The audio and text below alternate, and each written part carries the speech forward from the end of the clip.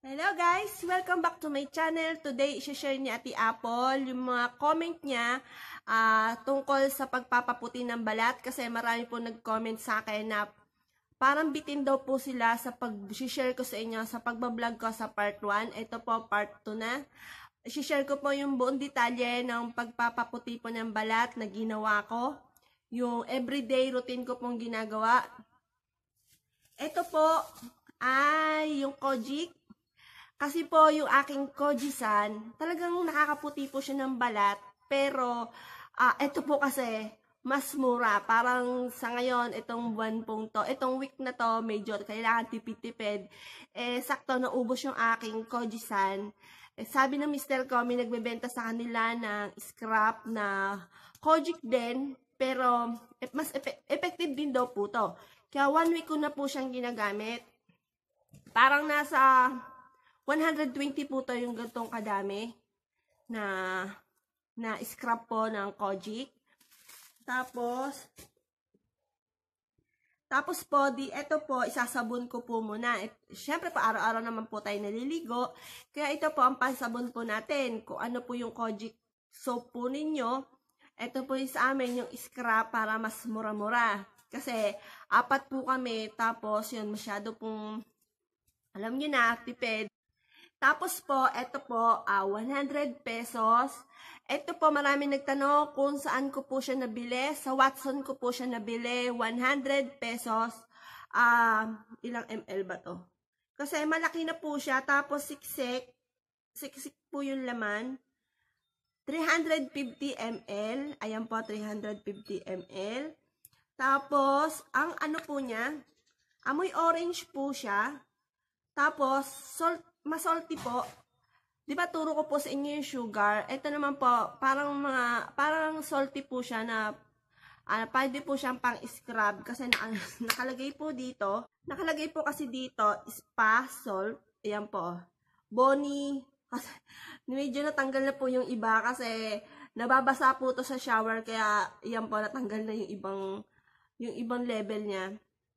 Nakalagay po dito, madami po nagtanong sa akin, bukod sa Kojic, ano daw po to? Ito po ay Bonnie Spa White. Tapos, nakalagay po dito, vitamin C. With ano po siya, papaya and calamansi, pinaghalo. Kaya, super bilis po niya magpaputi ng balat. Super bilis po niya magpaputi ng balat. Tapos, ayun po.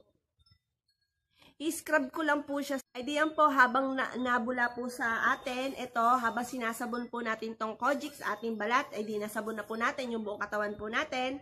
Lalagyan po natin siya nito, parang panghilod lamang po sa ating balat, para mawala yung mga libag-libag, yung mga dead skin. Ayan po, everyday nyo po siyang gagawin. Super tipid po nito. Tapos ang bigat, siksik, 100 pesos lamang po sa Watson. Hanapin nyo po to, Bonnie White. Bonnie Spa White, papaya and calamansi, vitamin C. Ayan po, natural exfoliating, natural whitening, natural smooth and radiant. Ayan po. Ito po yon, guys. Ito po yung marami pong nagko-comment po sa akin. Tapos may mga nagpi-PM din po sa akin. Kung ano daw po to, ito po yon. Ito po yung orange na pang spa. Tapos meron din po akong kilalang spa na may naglibre lang po sa akin. Tapos nakita ko po, meron po siyang binamassage sa legs ko na parang maasin-asin, ganon. Parang maaligas-gas po siya sa balat. Sabi ko, Miss, ano yan? Ano nilalagay mo? Tapos binanggit niya po to. Sabi ko, oy, sakto, yun din ang ginagamit ko. Mura pa yan. Sabi, opo ma'am, ito po ano po sa amin, bestseller. Nagbebenta rin po sila ng ganito. Tapos, ito daw po lagi nire-request ng mga customer na ipang-scrub daw po sa kanila. Then, ayun po. Tapos, pagkatapos ko pong maligo, naanlawan na, naglo-lotion po lagi ako. Talagang, lotion is life. Talagang hindi po ako mapapakali ng nadadry po yung balat ko. Gusto ko lagi yun nga po sabi nila masyado daw akong malagkit.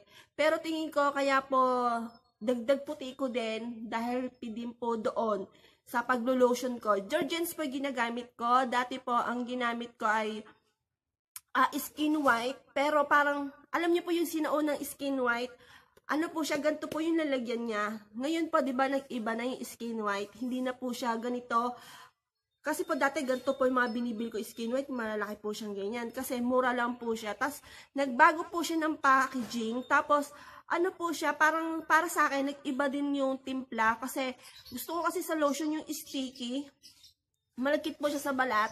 Kasi karamihan po ngayon mga lotion. Karamihan po kasi ngayon sa mga lotion, yung pag in-apply nyo po sa balat, dry po kagad. Yung pong Skin White dati, pag in-apply ko po sa balat, sticky po siya, tas naglalas po siya.